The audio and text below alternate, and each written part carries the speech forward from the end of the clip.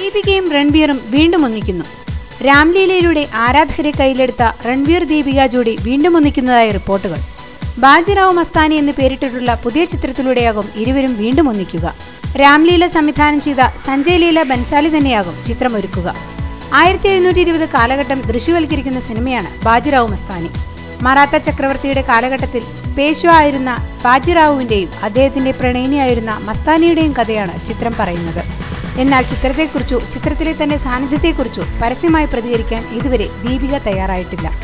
എന്നാൽ രാംലീല ഇഷ്ടപ്പെട്ട ആരാധകർക്ക് മുന്നിൽ രാംലീലയെ വെല്ലുന്ന പ്രകടനം കാഴ്ചവെക്കാനുള്ള തയ്യാറെടുപ്പിലാണ് ദീപിക എന്നാണ് ബോളിവുഡ് വാർത്തകൾ. ഇതേസമയം ഇംതിയാസ് അലി സംവിധാനം ചെയ്യുന്ന രൺവീർ ധനി നായകനാകുന്ന പുതിയ സിനിമയിലേക്കുള്ള തയ്യാറെടുപ്പിലാണ് ഇപ്പോൾ ദീപിക. ഈ സിനിമയുടെ ചിത്രീകരണം ജൂലൈയിൽ ആരംഭിക്കും. നിരവധി ഓഫറുകൾ ഉണ്ടെങ്കിലും മറ്റു പ്രോജക്റ്റുകൾ സ്വീകരിക്കുന്നതിനെക്കുറിച്ച് ഇപ്പോൾ അന്തിമ തീരുമാനം എടുത്തിട്ടില്ലെന്നും ദീപിക പ്രതികരിച്ചു. ഓരോ പ്രധാന വാർത്തയും ഇന്ത്യ ക്ലിക്സിലൂടെ അറിയാൻ ഞങ്ങളുടെ ഫേസ്ബുക്കിലും ട്വിറ്ററിലും അംഗമാകും.